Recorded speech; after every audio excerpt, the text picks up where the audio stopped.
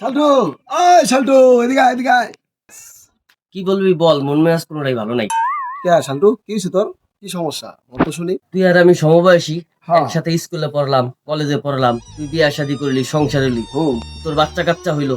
দেখ আমরা চারটা ভাই, হ্যাঁ। আমার ছোট তিনটা। হুম। আমার এই আব্বাই কবে বিয়া শাদী দিব, আর আমার ছোট তিনটা ভাইয়ের এবার কি গতি হইব বল। ঠিকই তো, ঠিক এই তো। পরিস্থিতির ভিতরে এখন আছে। তুই যে বিয়ার কথা কস, হুই না কাকে কি কয়? আর বেটা দুঃখের কথা কি কমু, আব্বারে রেগুলার বলি, কোনো লাভ হইতাছে না। এই ব্যাপার? বিয়ার কথা বললেই আব্বাই বলে ধৈর্য ধর, আর কিছুদিন পর বল। মন মেজাজ কি ঠিক থাকে? বুঝলাম। তয় তোকে সব বাইরে কি বাধা করেছে? হ্যাঁ, তুই এই কথা বললি কেন? শোন দোস্ত, তাহলে তোর বাপের উপরে ভরসাটা রাখ। খতনা যেহেতু করাইছে, বিয়ে একদিন করাইবই। अबे साले।